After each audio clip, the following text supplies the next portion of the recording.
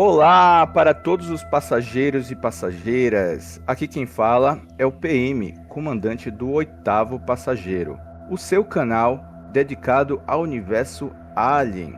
Estamos aí a toda a polpa da nova série Alien Earth, que chegou agora no seu 3º episódio, continuando a história. E é claro que a gente estaria aqui para trazer todas as informações para você. Então, aperte o seu cinto, carregue o seu lança-chamas, porque a decolagem já vai começar.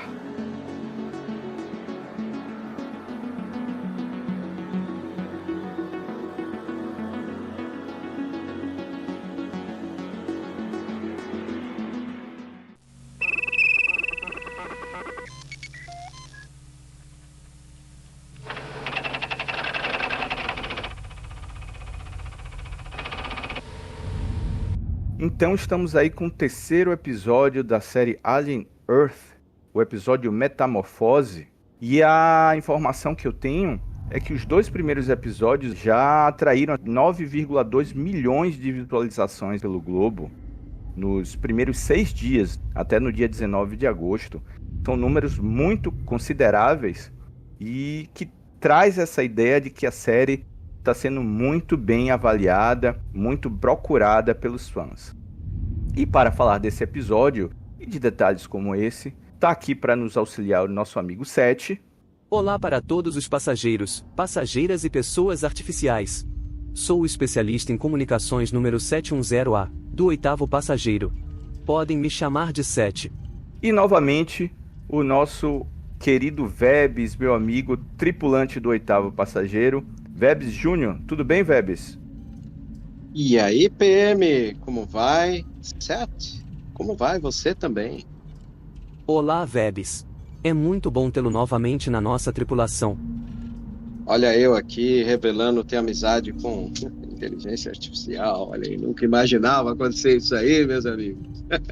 Pois é, mas eu acho que nesse caso vai acabar bem. Não vamos ser pessimistas, não. Perfeito. Estamos aí com o 3º episódio, o Metamorfose, e eu errei minha previsão, né, que eu achei que seria, eles iam voltar para os eventos da Maginot para mostrar o que tinha acontecido. É uma história que começou exatamente como terminou o último episódio. Pois é, eu vou te contar aqui com o passar do tempo, desde quando nós gravamos a análise do episódio 1 e 2, onde parece que se firma um pouco mais esse controle que o Hawley tem no primeiro e o Dana não conseguiu no segundo. Eu acho que o Dana aqui ele tem um probleminha nesse terceiro, né? A gente presumia que talvez o diretor do terceiro fosse Ugla Haudsdottir, não sei nem como se pronuncia isso, né? É difícil. E na verdade foi Dana novamente, né? Para nossa surpresa, o Dana voltou a dirigir o terceiro episódio, talvez ali para concluir um arquinho básico. E existe uma responsabilidade muito grande nesse terceiro episódio, que é esse transporte do núcleo dramático da Terra, do local onde a nave caiu, para a ilha de Neverland, né? E aí, talvez, eu, na minha curiosidade, corri para ver como ficou a recepção, né? Para os amigos próximos, para o povo. E tem muita gente que se sentiu um pouco perdido, né, com esse episódio. Obviamente, a gente que tem um apreço por gostar de analisar, talvez tenha causado essa impressão para quem assiste por causa dessa transferência de núcleo dramático, ao mesmo tempo que parece que o Dana fechou algumas questões que ele deixou pendentes no segundo episódio e abriu novas questões nesse terceiro. Mas a gente chega por lá.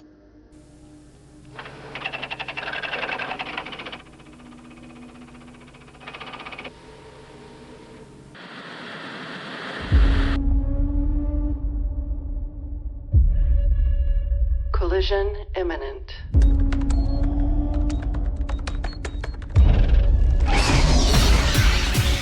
Impact in 4, 3, 2.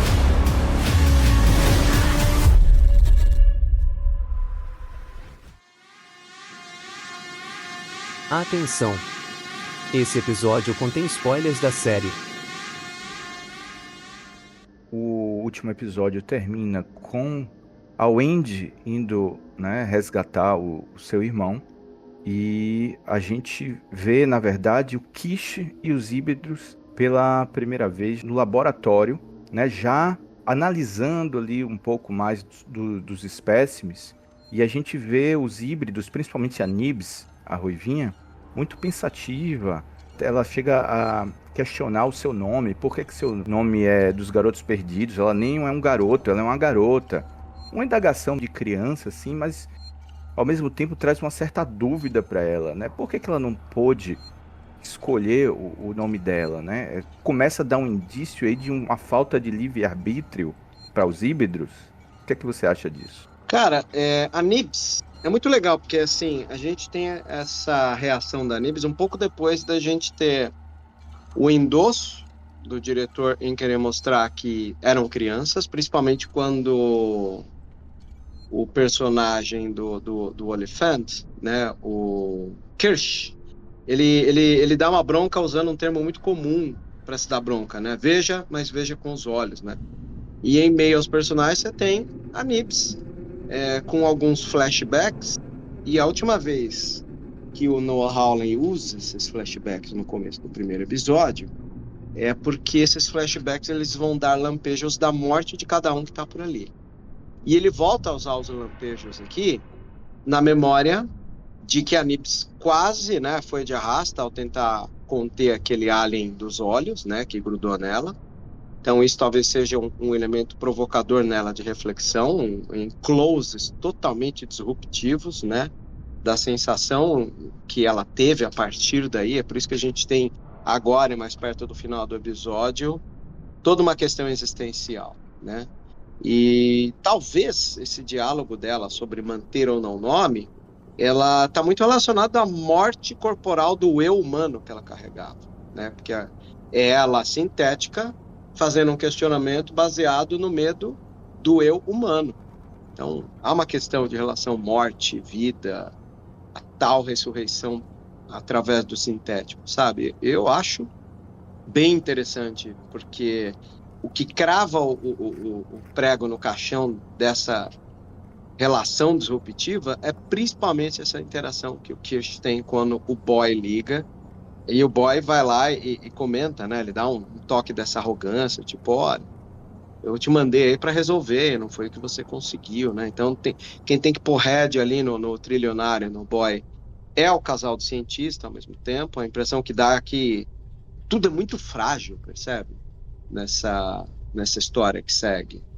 E talvez, por nós assim, ter o conhecimento que o episódio 3 ele serviu como uma espécie de painel aberto, um telhado de vidro do tendão de Aquiles de cada um dos que estão por ali, fica mais fácil de assimilar essa confusão que muitas pessoas tiveram e assumiram na internet de entender o terceiro episódio. É isso aí. Como você falou, o boy acaba interrompendo ali, né, a conversa, e ele meio que fala que aquilo ali não é mais uma missão de resgate, que ele quer os espécimes e que os espécimes devem ser realmente trazidos para estudo. Ele até comenta uma coisa interessante: caiu 1 trilhão no nosso colo aqui, né? O Weyland-Yutani fez besteira, deixou, e agora a gente vai continuar o trabalho deles. E falou em número, né, PM? É muito engraçado como esse papo acaba se transformando em número, por mais que isso custe vidas, existência. Não, virou número. O assunto no final sempre é sobre números, cifras, né? Isso reforça essa coisa do horror moral que o Noah Hawley quer trazer com essa competição dessas corporações, né, que regem o mundo, dessas 5 corporações que controlam a Terra nesse ano de 2120. Perfeito. Passamos então para a sequência, que aí vamos realmente ver a Wendy correndo atrás do seu irmão. Ela mostra aí todas as suas habilidades, pula de um lugar alto, aí sai correndo naqueles corredores, procurando o destino do seu irmão. E a gente encontra um local bem nessa atmosfera do universo Alien, um local escuro, luzes falhando, luzes piscando, faíscas, água, né, vazamento, água caindo do teto. Tudo isso que dá essa ambientação que a gente se sente inserido dentro do universo Alien, né? Você sabe que uma das ambientações que me chama a atenção nesse episódio é o container que, na verdade, é quase um frigorífico, né? Porque você tem ali aquelas peças de carne pendurada, cortinas de tiras de plástico semi-transparente.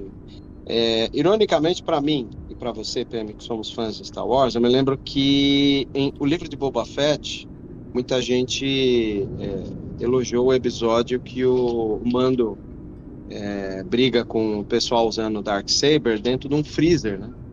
Sim. E outros filmes têm esse ponto interessante para mim. Tem um filme do Cronenberg que chama Eastern Promises, acho que é Senhores do Crime, acho que é o nome no Brasil. É isso mesmo, Seth? O filme Senhores do Crime, de 2007, foi dirigido pelo canadense David Cronenberg e estrelado pelo ator Viggo Mortensen. Perfeito, obrigado. E esse filme, ele tem uma briga também dentro do freezer, né? Parece que é uma questão comum quando você vai lidar com a máfia russa, por exemplo, né? Porque o Mando foi lá brigar com a máfia russa, vamos colocar entre aspas, dentro de um freezer. Então, Vebs, eu achei muito interessante você trazer esses exemplos do frigorífico, porque a gente tem um exemplo forte aqui da franquia prima nossa, né? Do Predador. Predador 2, que também tem uma cena muito bacana, muito importante, que também ocorre no frigorífico, e tem toda essa tensão. Você não consegue diferenciar ali o que é carne, o que é um animal que está pendurado ali e o perigo que está à espreita. Simbolicamente, quando você joga as pessoas no frigorífico, você coloca todas como um grande pedaço de carne mesmo, e você não sabe quem vai ser vítima, né? Então, faz todo sentido. E para um universo de Predador faz mais sentido ainda, né?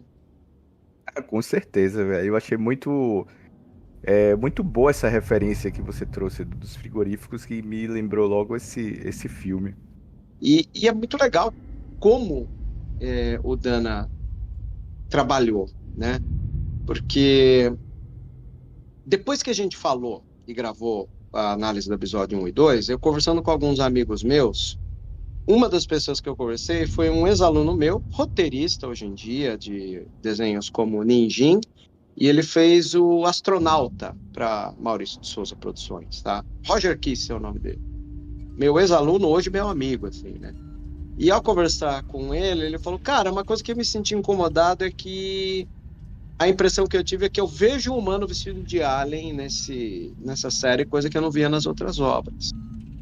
E acho que talvez a grande culpa disso está na montagem, né? Quando você vai ver um documentário muito bom que chama O que os editores fazem, The Cutting Edge, né? O nome original. The Cutting Edge, What the Editors Do. Tem um relato do Spielberg que ele fala assim: quem me salvou foi a minha montadora, porque foi ela que soube ter o timing perfeito entre uma criatura monstruosa que vem do fundo do mar matando todo mundo ou um montão de esterco boiando na água, né? E o timing disso é a montagem, né? A grande magia do cinema está na montagem. O que faz a gente acreditar ou não no cinema é a montagem. O que o Ridley Scott soube aproveitar de Tubarão lá em 79 foi exibir o mínimo possível a criatura. E ele continua, o Ridley Scott, a fazer isso daí em Prometheus, em Covenant, percebe? E acho que a série tentou mostrar esse alien que está ali em alguns planos mais abertos, e isso fragiliza um pouco a crença, né? Há uma certa... quase que a pessoa desconecta enquanto vê aquele alien, né? E o Dan acho que deve ter sentido isso e procurou reduzir. Tanto que essa sequência que a gente está falando agora, toda a ação acontece fora do quadro, o que eu acho muito bom. Porque é o irmão, né, em perigo, o Hammett, a Wendy tentando ali matar uma criatura que decidiu ficar para fora daquele frigorífico, aquele vagão, aquele compartimento, e a ação é proporcionada por algo fora da tela. E isso é uma das coisas muito boas de Alien, quando as pessoas ameaçadas são atingidas por algo que está fora do quadro. Quando você consegue trabalhar isso com primor, as coisas funcionam. E isso o Dana soube trabalhar melhor no terceiro do que ele soube trabalhar no segundo. Embora acho preciso, não sou o tipo de pessoa que analisa e digo, tal diretor deveria fazer. Não, eu sou o cara que analisa aquilo que temos em mãos, né? Então, eu só posso dizer que houve uma vantagem disso, né? Em esconder mais a criatura, até porque você vai valorizar essa criatura depois com um elo de algo que aconteceu ali no primeiro episódio. Eu acho que essa cena, ela é muito bem trabalhada, como você falou, mas voltando um pouco assim para o roteiro, para a história, a gente vê o Hermit, ele foi preso com aquela substância que os Xenos fazem para poder fazer seus casulos e prender suas vítimas na parede para depois virar um receptáculo aí, né, para o facehugger, para o embrião. E ele fica lá e ele fala para ela, não venha para cá, é uma armadilha. É uma armadilha para ela? Ele tá querendo algum contato com ela? Você achou isso? Porque em algum momento, quando ela consegue finalmente encontrá-lo, eles entram, né? Ficam os dois dentro desse container, desse frigorífico. O alienígena ameaça entrar, mas ele volta, né? E ele vai circular, né? Aquele container para ver outra maneira de poder chegar até eles. Eu não sei se ele ficou um pouco admirado, talvez, com a força dela, com a possibilidade de ter um embate, ele recuou. Mas assim, não ficou claro exatamente para mim. Eu acho que ele queria o Hermit mesmo, né, como vítima. Mas qual seria essa relação desse xenomorfo, dessa criatura, com a Wendy, que inclusive o Hermit chama ela do nome original dela, né, a Marcy. É verdade, quando ele berra, né, pra ela lá de dentro.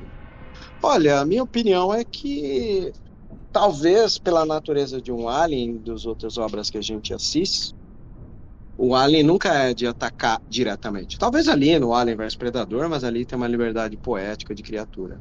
Mas ele sempre gosta de atacar de algum buraco, de alguma escuridão, de um lugar, pegar a pessoa desprevenida, né? É onde ele sabe agir melhor. Então, acho que ele evitou o contato direto com duas criaturas para ter o poder da vantagem, que é a vantagem dele, né? E aí entra, já que você está citando isso, na situação seguinte a essa, que é a hora que ele consegue fazer com que, ao empurrar aquele vagão e dobrar ali os dois, né? Com aquela abertura do ácido, inclusive, ele consegue tirar os dois humanos de dentro daquele container. E ao tirar eles dali, ele quer sim atacar, né? Você vê que o Hammett é o foco dele, a gente até comentou na última edição, né? Ficou uma brincadeira de gato e rato entre o Xenomorph e o Hammett. E na terceira ele consegue pegar, né? E na hora que ele vai conseguir prender o Hammett para matar com a boca interna, a Wendy chega para salvar. E aí, meu amigo, essa briga da Wendy puxando o Alien, onde ele fala, o que você está fazendo? Ela fala, eu não sei. Na hora, eu entendi o porquê que se utilizou um escorpião no começo do primeiro episódio. E até a maneira que ela está desviando dela é uma maneira que você desviaria do escorpião, né? Porque o escorpião ia tentar te atacar com a cauda, né? E ela, com aquele gancho, né, de açougue na boca ali do Alien, virando ele, tentando fortalecer, tirar a vantagem que ela tem, né, da outra força ali, respondeu aquilo que ficou pairando no ar. Você quer que mate o escorpião agora? Não quer? Né? E ela tentou atrair o xenomorfo ali para a porta para pegar ele por ali, né? Não, é isso aí. Aí eles vão tentar, né, prender o espécime, né, o xenomorfo dentro de um galpão. Abrem a porta, o Andy consegue com sua força jogá-lo lá dentro, só que ele arrasta ela também. A porta se fecha, Hermit desesperado, que já estava machucado, né, porque ele teve um ferimento grave ali com a cauda do xenomorfo, e tenta reabrir a porta para poder ajudar a irmã. A gente não sabe o que está acontecendo lá dentro, e a gente abre a porta, tudo escuro, ele pega a lanterna, destaca ali a figura do xenomorfo caído no chão com a cabeça decepada. Depois mostra a Wendy, né? Mostra ela com um pedaço da sua lâmina na mão que ela tinha levado para sua missão, só que ela tá ferida, né? Desce aquele líquido branco, né, que os sintéticos geralmente usam, e ela desaba no chão, e ele também, porque estava muito ferido. É bonito esse momento, né? Porque, como você falou, só a ideia de você ter duas, né, uma personagem protagonista e um xenomorfo arrastado para um canto escuro e a gente não poder enxergar, e nem mesmo o Hammett, o ponto dele ligar aquela câmera, aquela lanterna e jogar para descobrir e ter só essa queda dela, né? Ela tem um espasmo anterior que vai ser repetido depois, que a gente ainda não sabe, mas como é que é? Foi implantada ali a grande dúvida que vai permear o episódio inteiro também. A gente passa agora para a cena onde o híbrido Slightly tá tomando conta dos ovos de xenomorfos, né? Que o Kish mandou ele com a Wendy lá fazer a segurança desses ovos. E a gente tem um momento muito engraçadinho, muito descontraído, porque o seu amigo Smee aparece lá, dá um susto nele. Eles brigam com duas crianças, né? E depois se abraçam e dão risadas. Começam a contar o que aconteceu. Poxa, eu vi um monstro, atacou Nibs. Não, mas olha só, eu tô tomando conta desses ovos. Olha só, você já viu? Eu acho que tem coisa aí dentro e etc. Eu achei muito interessante, muito engraçado essa parte. Eu acho esse núcleo o mais crucial pro episódio, talvez pra série, porque ele vai carregar um dos momentos mais esperados, que é o encontro do Morrow e o encontro do Kirsch, né? Um pouco mais depois. E essa fragilidade que muita gente, nessa minha curiosidade que eu te disse, de querer descobrir um pouco mais como as pessoas acharam, elas não entram muito no universo das crianças, né? O que é uma coisa meio esquisita, porque, de alguma forma, se as crianças estão num corpo sintético de mais velho, mas continuam sendo crianças, tanto que a gente vai ter esse momento aí que o Morrow chega quando eles estão super empolgados, conversando e tal. Esse núcleo frágil da narrativa, o Morrow, ele vai querer apagar os dados dessa nave e ele usa uma malandragem muito boa. Ele ganha um tempo onde ele joga um assunto para ver o que as crianças... Primeiro, ele analisa que as crianças não estão armadas. Ele já guarda a arma dele quando ele vê que não são perigosos, são crianças, não estão armadas. Aí, tal qual uma pessoa que vive a ponto até de morrer pela corporação, analisado a área, não tem perigo a área, vim aqui completar a minha missão. Qual é a minha missão? Eu vou proteger as informações. Vai lá e apaga o banco de dados para jogar para ele. Não à toa, enquanto ele ganha tempo para falar com as crianças, ele sua até para poder jogar toda aquela quantidade de banco de dados da nave para dentro da cabeça dele. Ganhar tempo é muito bom, na minha opinião até, né?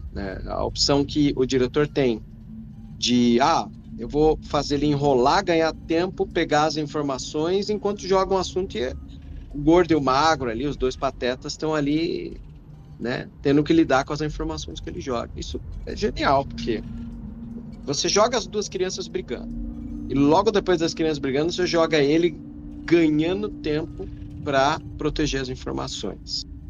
E logo depois que ele ganha esse tempo para transferir os dados para dentro dele, aí chega o Kirsch, já sabendo quem ele é. Então você já tem também a informação que, embora ele salvou as informações da nave, essas informações da nave já estão dentro do Kirsch também. Então é um momento rico, entre os 3 episódios até agora, é um dos momentos mais ricos que a gente tem. Percebe? Eu concordo. Nessa cena onde o Morrow tá fazendo o download, ele parece estar sofrendo, né? Que ele tá lutando ali para poder... Tá suando ali, né? Ele tá suando, por quê? E vai falando tempo ao mesmo tempo, tantos por cento. Exatamente. E como você falou, ele vai enrolando, ele vai fazendo uma força para poder ir falando com eles enquanto esses dados estão chegando.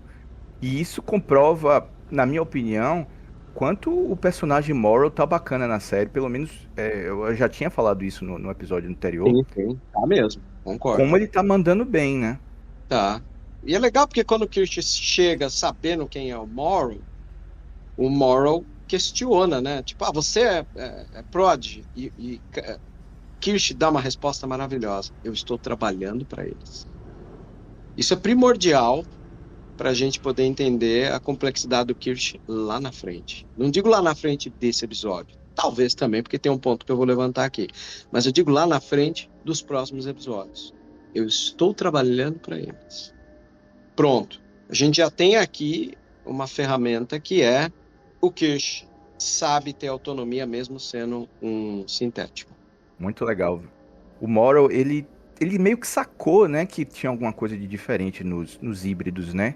Que eles não pareciam ser sintéticos normais, porque eles agiam como criança, né? Então... Ele notou que era criança, ele entendeu que o corpo era sintético. Ele ficou meio surpreso, né? Porque eu acho que ele nunca tinha visto um sintético se comportar como criança. Na verdade, ele não tinha visto o híbrido ainda, e um híbrido com uma personalidade de criança. Ele não viu essas coisas. Ninguém viu, né? Eles não foram lançados oficialmente ainda. Sim, é a primeira Os híbridos são um segredo ainda da Prodigy. E foi mandado assim, meio que improvisados nessa missão. Sim. Então ele fica fazendo um jogo psicológico com eles para poder entender aquela tecnologia nova. Ele faz umas perguntas. Teve uma hora que ele pega os Light pelo pescoço, ele faz uma pergunta assim, ó, quando a máquina não é uma máquina? É o momento Blade Runner, né? Exatamente. Eu tenho notado muito, assim... O Covenant tem muito de Blade Runner, né? Quando o personagem do Fassbender fala com outro personagem do Fassbender, o diálogo é muito parecido com esse diálogo do Rutger Hauer com Harrison Ford, né? E aqui a gente tem essa reprise de situação. É muito, muito bem bolado, assim, sabe? Inclusive com a semelhança física e a maneira de falar do Kirsch com o sintético do Blade Runner, né? Quando o Kirsch abriu a boca pela primeira vez e ele fala com uma certa frieza, eu senti que ele tem como ponto principal uma homenagem ao personagem do Rutger Hauer. É o Roy Batty, né? Exatamente. Muito bom. É uma tacada boa, viu? E o ator já é bom, né? Eu sou fã suspeito pra falar. Quem não conhece Timothy Olyphant em Justified, fica a minha dica aí, que é uma das melhores séries que ele trabalhou. Justified é uma série de cowboy da atualidade. É um cowboy dos dias de hoje, é muito bom. Para terminar essa cena, que, como você mesmo falou, é muito importante para o desenrolar da história a partir daqui, há esse confronto, né, do Kirsch com Morrow. Morrow ainda com sua arma em punho, apontando para Kirsch. Só que enquanto eles estão conversando, os ovos dos xenomorfos, né, os ovomorfos, começam a se interessar pela presença de Morrow ali. Sim. E ele saca, né? Ele já conhece as criaturas. Ele sabe o timing delas, né? Tanto que ele, nessa pressa, ele conseguiu ter tempo para enfiar um implante no pescoço do Slightly, né? Exatamente. Aí ele acaba desistindo do embate e foge ali pelo mesmo lugar onde o Andy tinha saído, né? Sai dali abruptamente para não ir de base ali por causa de um facehugger. Aí a gente volta, Vebs, já para o pessoal da Prodigy resgatando o Andy e Emmett. Essa sequência é muito boa, porque ela é um respiro do episódio, ela não tem diálogos, ela tem muitas cenas de slow. Você tem toda a transferência do núcleo dramático da nave, da queda da nave, para a base, né, de Neverland. E aí é engraçado, porque quando eu estava assistindo o primeiro episódio, o segundo, eu me questionava assim, com os meus botões. Falei, porra, se o planeta Terra fosse empesteado de alien, como se fosse uma epidemia de zumbis, o povo em Neverland tá protegido, tá no meio do nada, né? Mas quando você vai lá e transporta tudo pra ilha, você acaba meio que protegendo o resto do planeta pra, como eu posso dizer, deixar só uma área só infectada que a gente sabe, né? Alien Earth vai ser condenado. Toda aquela ilha de Prodigy, na minha opinião, se condenou ali nessa transferência de toda aquela quantidade de alien para aquele porão. Assim, nós, como fãs, esperamos que aconteça. Exato. Está no nosso terreno fértil, né, do lore do mundo de Alien.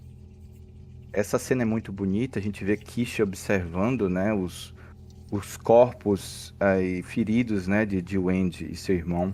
E ao mesmo tempo ele também observa o transporte dos containers com os espécimes para a nave. Eu vou até trazer aqui uma coisa especial dessa série que tem me chamado a atenção, que é a trilha sonora, que é bem diferente assim em relação aos filmes e que traz muita mistura de estilos, embora várias vezes flerte com os temas originais. As composições do Jeff Russo, né, que já trabalhou com o Noah em Fargo, em Legion, e até no próprio Lucy in the Sky. E nessa cena, cara, ele traz uma música bem melancólica e entra um solo de blues, assim, acompanhando. É uma cena que realmente ficou muito bonita. Gosto demais da trilha, cara, pra caramba. O Jeff Russo nem é um cara do cinema, ele é um cara contido, séries de TV ali, né? A gente vai ter ali uma outra trilha dele que muita gente elogiou lá na série Replay, né, da Netflix. Isso. É um artista a se observar em ascensão agora. Inclusive fica a dica aí para quem quiser ouvir a trilha sonora, está disponível aí nos tocadores digitais. Procura aí por Alien Earth, ou então Jeff com 2 Fs Russo. E vale a pena ouvir a trilha porque é bem bonito. O tema principal de Alien Earth, que fica se repetindo.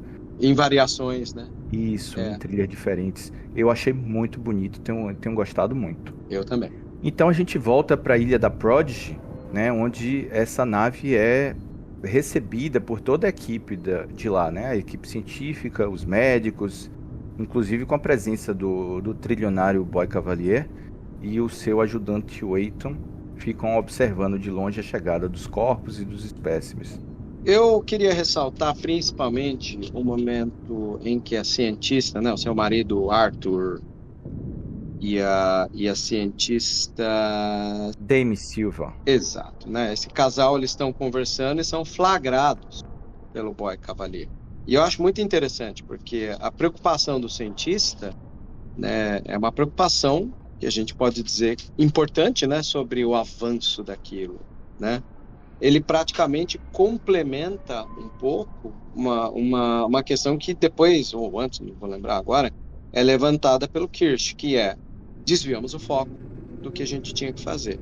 Se o foco da Prodigy era principalmente os híbridos, parece que o bilionário perdeu o foco e agora está querendo meter os pés pelas mãos. E isso deixa, obviamente, o casal de cientistas muito desconfortável, na qual o Boy, quando chega, ele tenta esse embate, né? O Dr. Arthur tenta fugir e o Boy meio que provoca. É isso aí, bate de frente mesmo, eu quero saber, né? Fica uma tensão no ar ali, muito incômoda pra gente que assiste, porque é um casal de cientistas, né? E um cara que bateu de frente com um dos seus principais cientistas, a qual ele deveria ter gratidão, né? Mas a gente sabe como é a natureza arrogante de alguém que não cresceu e que é milionário. Exatamente, e que se comporta como uma criança, né? Exatamente. Que é a maioria do tempo. Eu acho que a gente ainda vai ver muito desse casal aí, o Arthur e a Dame, porque foi falado lá nos episódios anteriores que eles estavam tentando ter filho, não consegue. E aí ela considera a Wendy meio a filha dela. É tão legal que quando a Wendy tá na cama dela, lá naquela maca, não sei, quem tá dormindo do lado dela é a doutora. Né? Exatamente. Eu acho isso comprovado, assim, sabe? Eles têm um carinho e tal. O Boy é engraçado, ele acabou de quase ter uma discussão ali com o doutor, vai falar com o Kirsch também, o Kirsch dá chega pra lá nele, né? Do tipo, na hora que ele realmente fala, você perdeu o foco, cara, a gente tá largando aquilo que era o nosso objetivo número 1, né? Isso é legal porque o Boy, ele chega assim, vocês estão afiados hoje, né? Ele tá levando patada de todo mundo. Incomodado ali, né, de ser contrariado. Que ele só foi contrariado, mais nada, só isso. Agora a gente vai no laboratório, que aí a gente vai ver que os Kish e os híbridos estão ali arrumando os containers, né? Estão fazendo lá os primeiros observações, as primeiras anotações. O Kirsch, ele quase se permite, né? Ele tem um poder de escolha nesse momento, né? Ele tá conversando ali com o Boy Cavalier E quando o Boy Cavalier, curioso, aquele jeito infantil, chega perto do ovo do Facehugger, o ovo ameaça abrir algumas vezes. Até a hora que ele olha, demora um pouco e acho que ele decidiu, né, pegar o Boy Cavalier pelo colarinho, jogar para fora do laboratório e só depois explicar o porquê que ele fez isso, né? Exatamente, ele já aprendeu que os xenomorfos em geral têm interesse pelos humanos, né? Pelo que é orgânico. Então o próprio Boy já tá lá do lado de fora, mas ele fala: a prioridade tá aqui, você vai coordenar tudo, só entra sintético na sala, bota a pesquisa pra frente. A gente vai ver a cena agora do Slightly com o Smee, né? Que estavam lá na cena com o Morrow. E o Eitan, que é o braço direito do Boy, chega lá pra fazer um questionário, né? Eles estão... É bem tensa essa cena. Concordo. O Slightly fica com medo do Morrow, né? De você vai me proteger dele.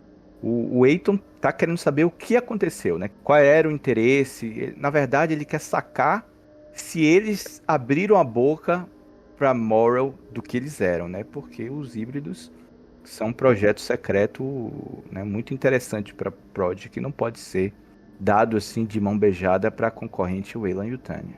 O ponto legal dessa, já que a gente abraçou a farofa que foi nos ofertado e a gente já aceitou que esse núcleo desses dois vai ser palhaçada, eu confesso que eu gargalhei uma hora que o Slightly comenta, fala assim: mas você acha que ele pode vir aqui invadir, matar a gente dormindo, cara?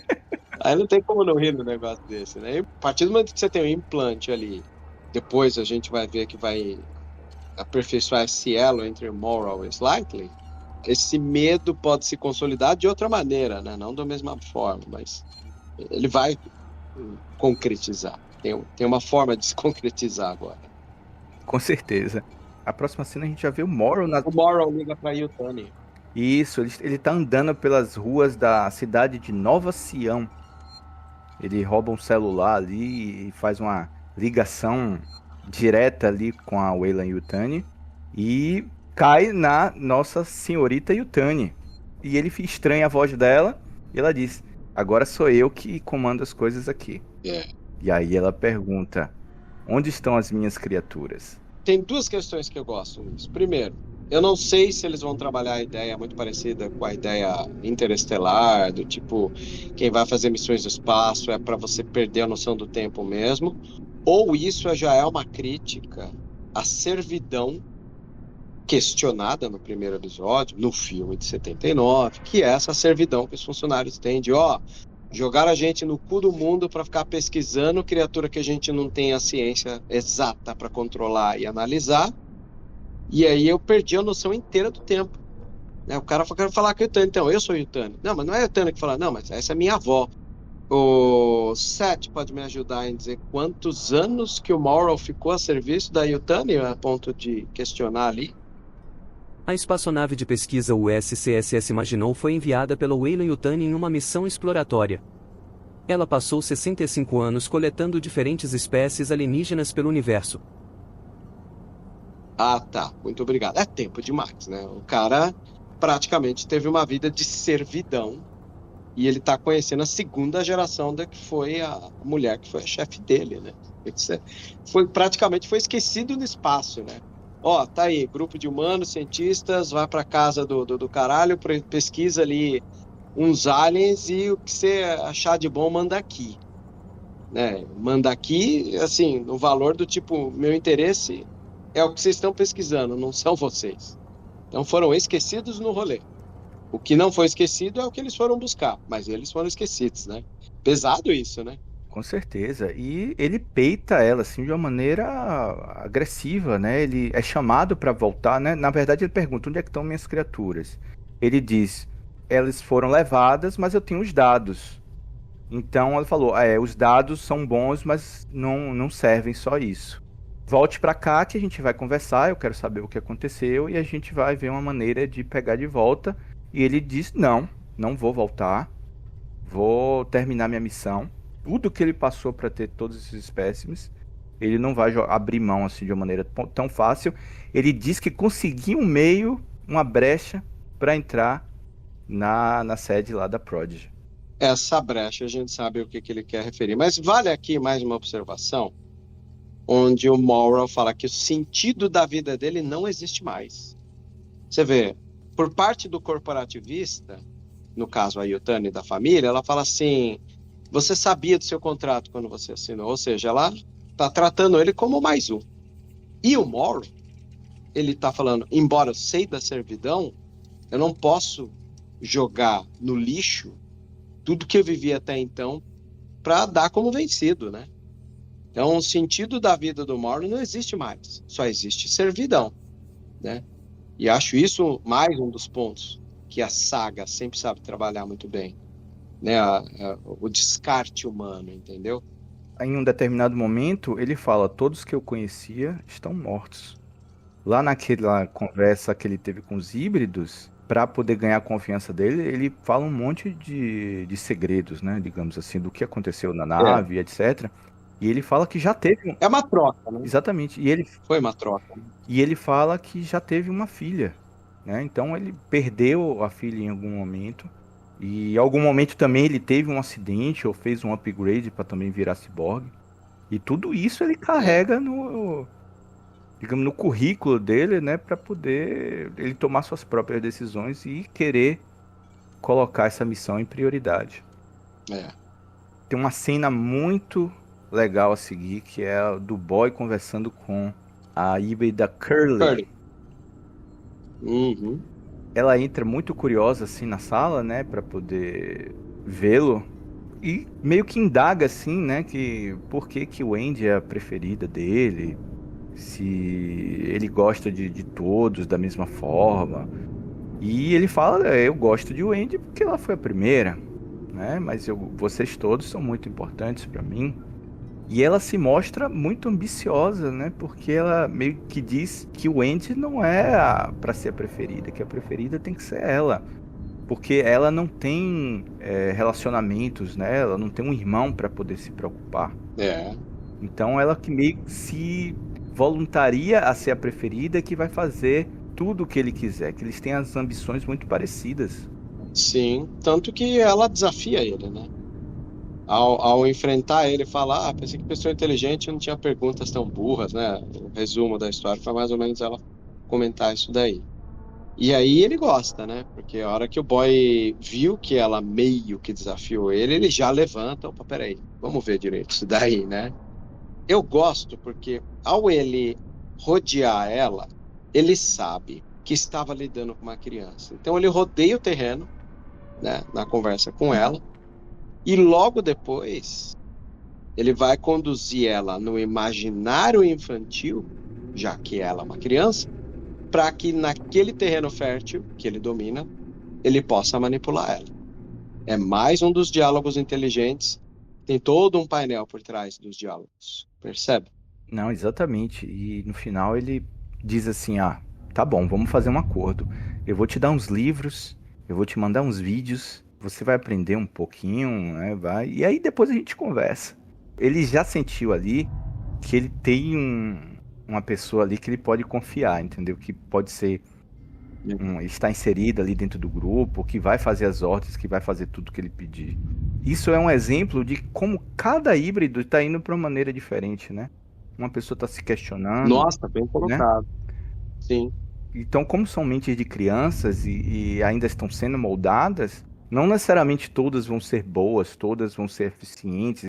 Cada um pode ir para o lado do bem ou para o lado do mal. E é algo que a doutora esperava que acontecesse, né? Justamente que ela está tentando lapidar é a humanidade dos híbridos. Então, o Morrow consegue estabelecer essa conexão com os Slightly, né? E faz uma chamada aí. Uma chamada, liga para ele e o Slightly ouve a sua voz e eles têm essa conversa. Morrow já tentando aí uma entrada para Prodigy. A tal porta que ele tem, né? O caminho, o ponto de acesso dele é o Slightly, né? E aí, de novo, uma das coisas que essa série sabe ter são diálogos manipulativos, né? Então, usando o implante que ele tinha colocado no pescoço do Slightly, a conversa é muito boa. Porque ele ludibria o primeiro, tal qual o Boy, minutos antes, fez ludibriar a Curly para garantir ela num cabresto, o Morrow também ludibria o Slightly, para que isso traga alguma vantagem para ele, né? Tanto que quando ele oferta a amizade e o Slightly aceita, é muito engraçado, porque o Morrow fecha os olhos rindo, assim, como quem ganhou uma graça. Bom saber disso, né? Acho genial, você vê como o ator manda bem Não, nesse manda momento. bem. Ele tá com a fisionomia rindo, assim, né? Conversando, tendo É. uma conversa bem amigável. E na hora que se encerra, É. assim, a fisionomia dele, pum, fica aquele cara sério, aquele cara durão. Mas aquele sorriso de olho fechado é muito quem diz, consegui. Não, exatamente. Foi muito bom, cara. O ator é bom. A gente vê agora a Nibs, né?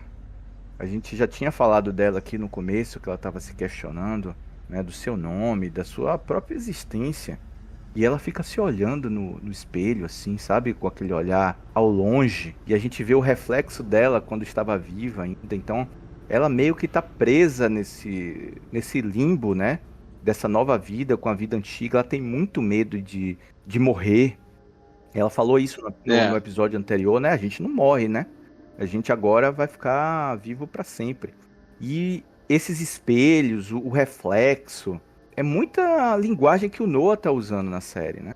É como eu disse, ela tem muito close parado, com um olhar perdido, né? No cinema a gente chama isso de efeito Kuleshov. O efeito Kuleshov é aquele que na magia da montagem, o que você tem antes e depois desse plano define a sensação que você tem que ter. Então, por exemplo, Kuleshov, quando ele montava alguém sem expressão, olhando o enterro, a pessoa estava com o coração contrito. A pessoa com esse poker face, ela é colocada depois de uma pessoa ofertando um prato de sopa, você dá a alusão que o olhar perdido era de quem estava com fome. Se você coloca uma criança brincando com ursinho de pelúcia, o rosto sem expressão é levado a crer que é um momento de ternura. E a Nibs, esse desconforto dela só é possível notar porque os olhares perdidos dela estão permeados, seja antes ou depois, de momentos que ela está se questionando. Seja o medo dela, seja tudo que ela passou em tão pouco tempo, né? E tentar assimilar essa realidade nova de que está num outro corpo. E principalmente a frase que marcou ela, né? Vocês não vão para casa. Ela anda pelos corredores e encontra, assim, mais uma vez, uma figura misteriosa de um homem fazendo um trabalho nos corredores. Essa figura já tinha aparecido antes, né? Nos primeiros episódios. E é uma coisa que eu acho que vai acontecer, é alguma metáfora que a gente tem que aprender ali, né? Dessa figura, desse homem que tá limpando o corredor, que já apareceu 2 vezes. Então, um dos chefes de polícia que trabalha para eles é o chefe Nag. E os caras que estavam com aquela maçarico, aquele, não sei, desinfetante que eles estão jogando ali, era muito parecido com o chefe Nag. Então, não sei se são os primeiros protótipos que não deram certo, que está sendo reutilizado, tanto que a Nick acaba se ligando naquela mangueira atrás dele, ali, naquele uniforme, né? Essa turma de essa roupa aí tá muito ligada a Prodigy em vários departamentos. Pode ser que depois se revele que tem ali o depósito, né, desses velhinhos oriental, sabe? Entendi, é uma boa teoria. Você falou aí na mangueira, a mangueira sempre vai me remeter ao xenomorfo. Aqueles tubos orgânicos, né, da fisionomia dele. Meio que ela talvez lembre daquele monstro que estava atrás deles lá. Aí a gente se aproxima agora para a sequência final, quando o Andy acorda, tá lá do lado da cientista, da Dame Silva, deixa ela lá e ela vai procurar os seus amigos, seu irmão, etc. Ela sai pelos corredores e aqueles zumbidos vão crescendo, né? Vão voltando aquela conexão mental que ela tem com as criaturas, vai ficando mais forte, quase que insuportável dentro da cabeça dela. O pessoal tá lá no laboratório terminando os testes, né? Onde eles terminam de serrar o ovo mofo, tiram o facehugger, fazem toda aquela pesquisa que a gente viu em Aliens, né? Sempre fazendo ali com um bisturi, mexendo nas partes do facehugger, a gente vê o Kish tirando o embrião vivo, né, ainda Sim. o embrião que o facehugger geralmente coloca na nossa garganta para poder entrar aqui. Inclusive, ele tira um dos órgãos, acho que é o pulmão, né? Do Hammett, né? Exatamente, porque o Hammett tá lá na mesa de cirurgia, né? Tá bem mal. Tira o pulmão dele. E ele vai fazer essa experiência aí, né? Inserir esse embrião do xenomorfo diretamente nesse pulmão que agora tá, né, em um container para poder receber o espécime. E o Wendy vai chegando, cada vez que ela chega, vai ficando mais forte. Quando ela consegue entrar na sala, as criaturas parecem que se agitam ali, né? Sentem a presença dela. Sim. Até que ela não consegue e cai desmaiada. Ela cai desmaiada, a gente não tem ideia o lugar que ela caiu, né? É muito engraçado porque a câmera vai voltar pro Kirsch mexendo ali, né? Na experiência, até a hora que ele vai levar o embrião naquele tipo de aquário onde eles soltam onde está o pulmão do Hammett. E aí o embrião é uma coisa muito comum, né, no universo do Geiger, esse apelo sexual que tem, né? E aí eles colocam aquilo como se fosse um esperma e um óvulo, né? Isso. Eu acho isso sublime na ideia de colocar, porque o embrião ele entra onde está ali o pulmão, rodeia e se infiltra, né? Tal qual um esperma no óvulo, assim. Achei aquilo sensacional. E aí é a cena final, que é a câmera subindo e mostrando que a Wendy acabou desmaiando em cima do logo da Prodigy, né? Simbolicamente. Já causa esse impacto visual pra gente no início da música Wherever I May Roam, do álbum negro do Metallica. Nossa, esse álbum... Diga-se de passagem, é a minha música favorita desse álbum, viu?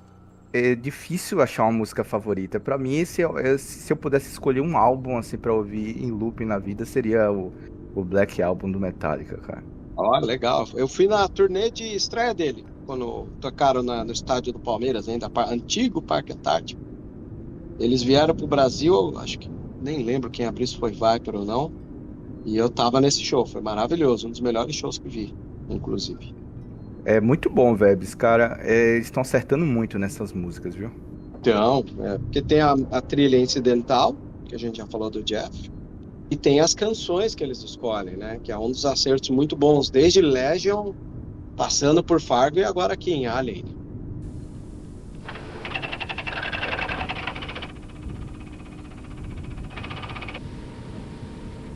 E assim a gente encerra esse debate bem interessante aqui, bem gostoso de fazer, sobre o terceiro episódio Metamorfose da série Alien Earth, que vem todas as terças-feiras às 21 horas no canal Disney Plus.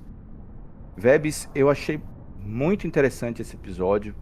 Não sei se eu quero dar nota ou não. Algumas coisas talvez ainda tenho que me acostumar, até pela forma do xenomorfo. É uma estética e um enredo que estão me cativando muito para me inserir nessa história nova que é contada para televisão do universo Alien.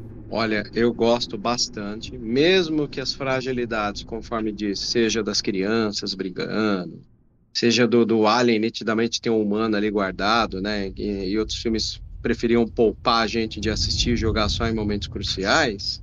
O foco das obras do Noah Hawley para mim sempre foi o texto. Então, eu não vou permitir... Porque hoje em dia é aquela coisa, né? A gente tem uma turma, talvez influenciada no pós-pandemia pelos influencers. Eles parecem que eles estão predispostos a não gostar de nada. Eles vão ver um filme, saem reclamando e tal.